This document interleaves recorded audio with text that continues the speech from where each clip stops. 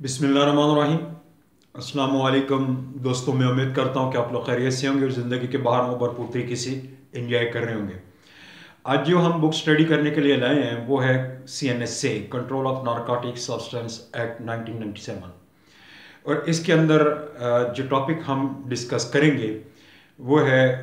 Freezing of asset and forfeiture. तो इसका आज हम पार्ट 2 करेंगे। तो आज जो सेक्शन आज हम डिस्कस करेंगे वो सेक्शन 39 है, 40 है और 41 है। 3 सेक्शंस हैं। और टॉपिक पर आने से पहले मैं आप लोगों से गुजारिश करता चलूँ, ये जो मेरा चैनल है प्लेट फॉर जस्टिस, काइंडली आप इसको सब्सक्राइब कर दें, इससे मेरी इंकरेजमेंट होती है। तो आते हैं दोस्तों टॉपिक के ऊपर।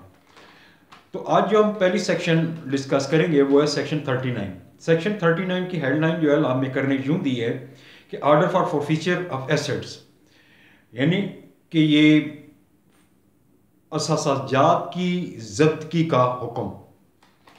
तो इसमें इन्होंने 3-4 बातें की हैं, तो मैं स्टेप बाय स्टेप आपको सारी आपके सामने रख देता हूँ। सबसे पहली बात यह है कि जब कोई स्पेशल कोर्ट किसी बंदे को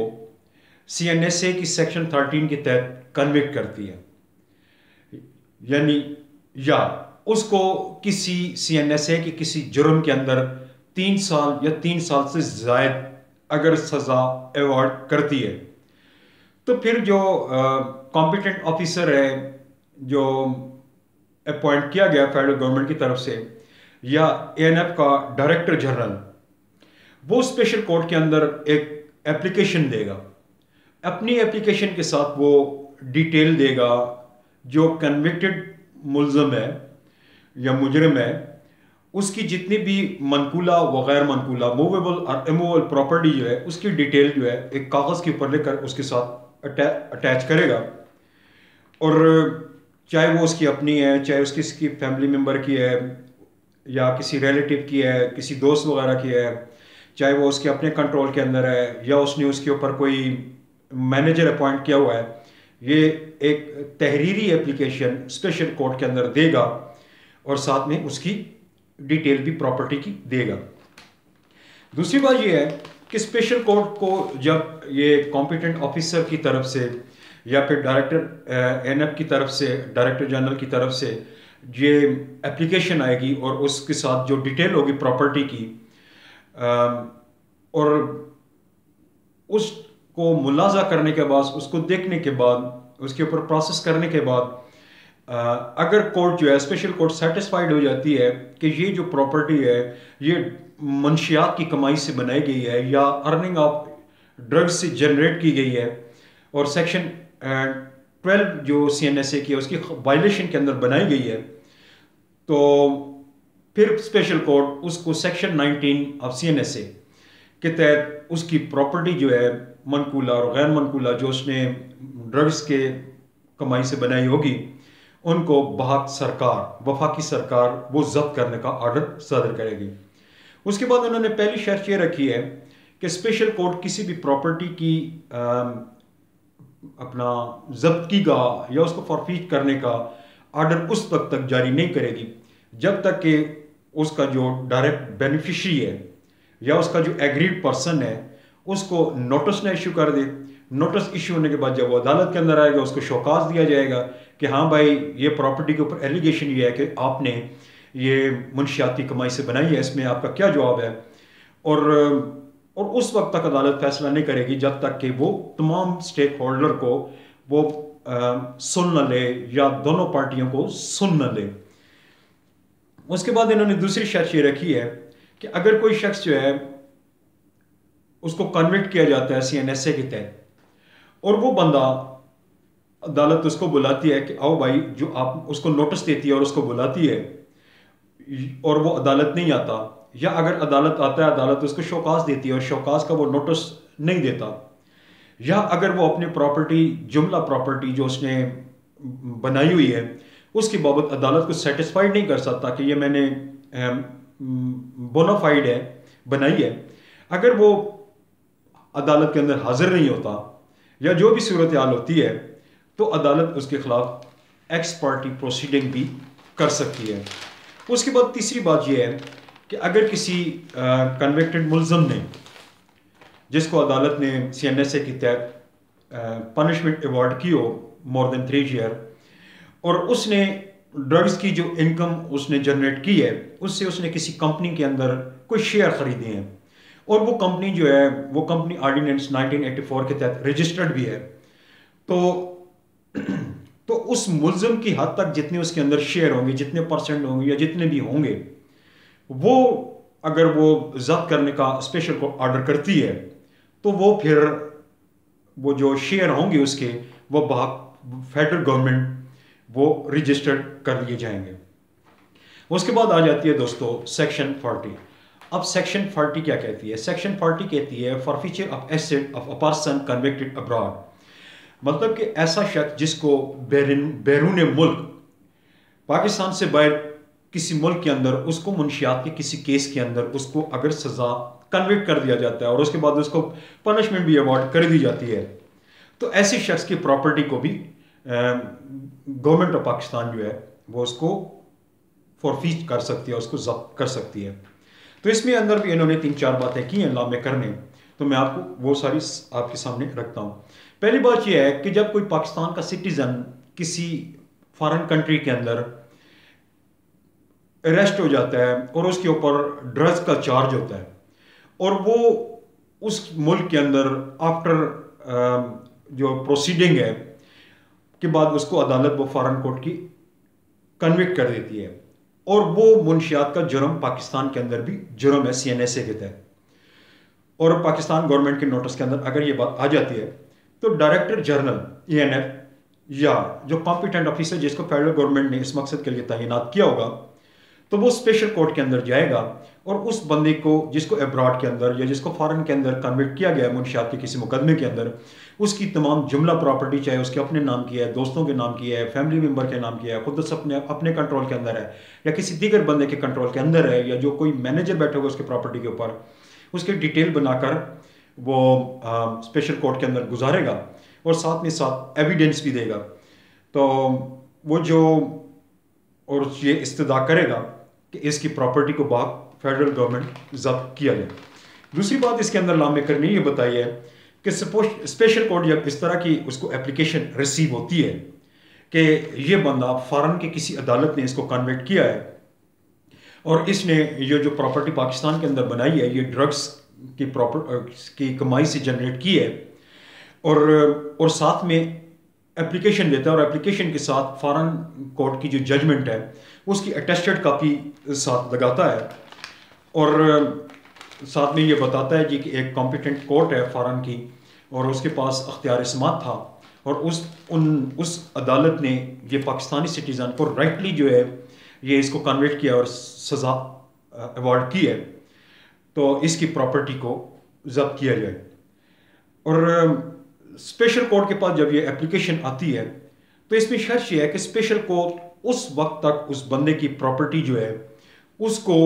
फॉरफीट नहीं करेगी या उसको जब्त नहीं करेगी जब तक कि वो 3-4 काम अपनी तसल्ली के लिए नहीं कर लेती। पहली बात ये है कि फॉरेन कोर्ट, ये स्पेशल कोर्ट जो है ये देखेगी कि क्या फॉरेन कोर्ट जो है वो इस तरह का फैसला देने की मजाज थी, क्या उसके पास जुरिसडिक्शन थी, क्या वो कॉम्पिटेंट थी। दूसरी बात, क्या ये फैसला जो हमारे पाकिस्तानी सिटीजन के खिलाफ दिया गया, क्या ये एविडेंस की रूल्स के मुताबिक या दीगर जो उस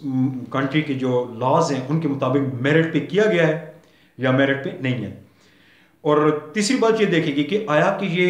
फैसला जो अदालत ने जारी किया है क्या ये किसी तरीके पर फ्रॉड से तो नहीं लिया गया।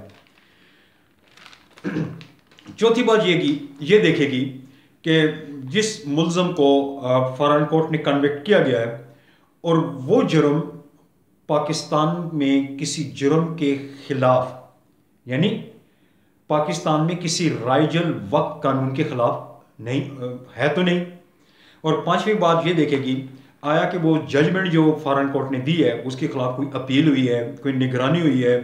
या उसको such foreign judgment got the status of finality after appeal और रिवीजन और व्हाट्सएवर, अगर वो कंफर्म कर देती है उसकी सज़ा को और उसकी कंफर्मेशन किसी कॉम्पिटेंट कोर्ट के रूबरू हो चुकी है। अगर वो हो चुकी है तो वेल एंड गुड। उसमें अगर उन्होंने एक और शर्त भी रखी है कि किसी भी शहरी को, पाकिस्तानी शहरी को या मुलजम के खिलाफ जो सेक्शन हाजा के तहत स्पेशल कोर्ट उस वक्त तक उसकी प्रॉपर्टी का की उसका फॉरफीज का ऑर्डर नहीं करेगी जब तक कि उस सिटीज़न को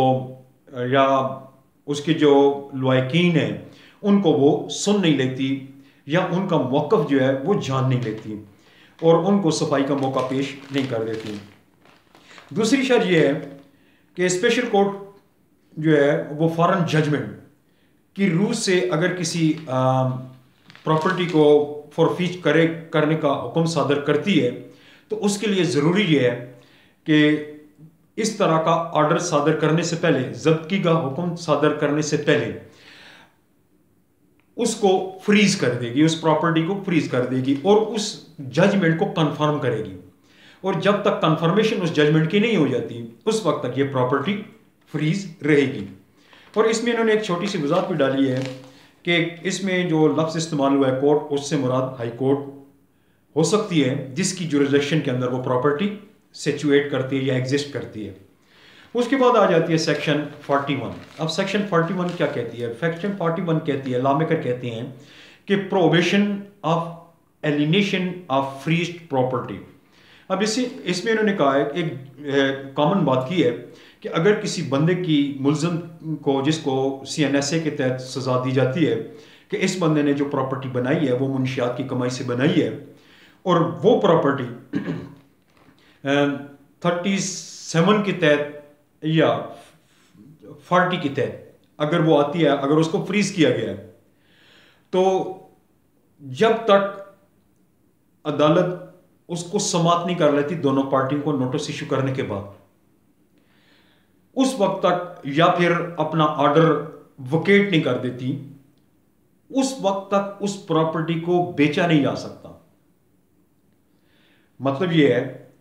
कि जब किसी प्रॉपर्टी को अदालत मुंजमद करती है, चाहे वो अब्रॉड के अंदर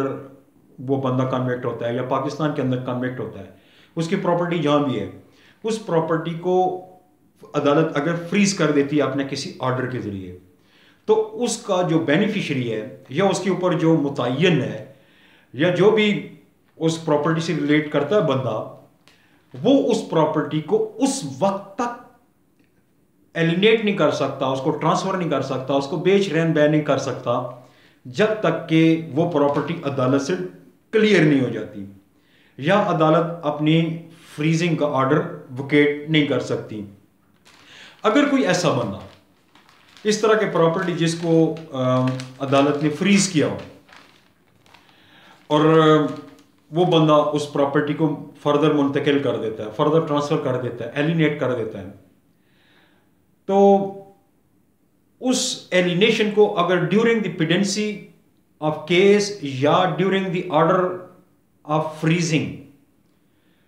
उस प्रॉपर्टी को अगर वो बेच देता है बंदा, तो वो उसकी जो फर्दर मुंतकिली होगी या फर्दर ट्रांसफर होगी या एलिनेशन होगी वो नल एंड वाइड तस्वर होगी। मतलब कि जब अदालत के ऑर्डर के बावजूद अगर बेचता है तो वो एलिनेशन जो है वो नल एंड वाइड होगी। अव्वल तो बेच नहीं सकता, अगर बेचेगा तो वो एलिनेशन नल एंड वाइड होगी। और दूसरी बात इसके अंदर लॉ मेकर ने यह की है कि अगर कोई शख्स इस तरह की फ्रीज शुदा मुंजमद प्रॉपर्टी जिसको अदालत ने CNSA के तहत मुंजमद किया हो, उसको फर्दर एलिनेट करता है, तो अदालत उस शख्स को 3 साल तक इम्प्रिजनमेंट अवॉर्ड कर सकती है या उसको फाइन इम्पोज कर सकती है उसके ऊपर, या दोनों सजाएं दे सकती है। मतलब यह है कि जब तक अदालत किसी नतीजे पर नहीं पहुंचती फ्रीजिंग प्रॉपर्टी के ऊपर, उसको बेचा नहीं जा सकता। तो दोस्तों मैं समझता हूं मेरा आज का टॉपिक आपको समझ आ गया होगा। अगर कोई क्वेश्चन है, कोई नहीं, आप मुझे कॉल एंड टेक्स्ट भी कर सकते हैं। मुझे नई वीडियो के आने तक मैं आपसे इजाज़त चाहूँगा। इजाज़त दीजिए। अल्लाह हाफिज़ and wish you good luck.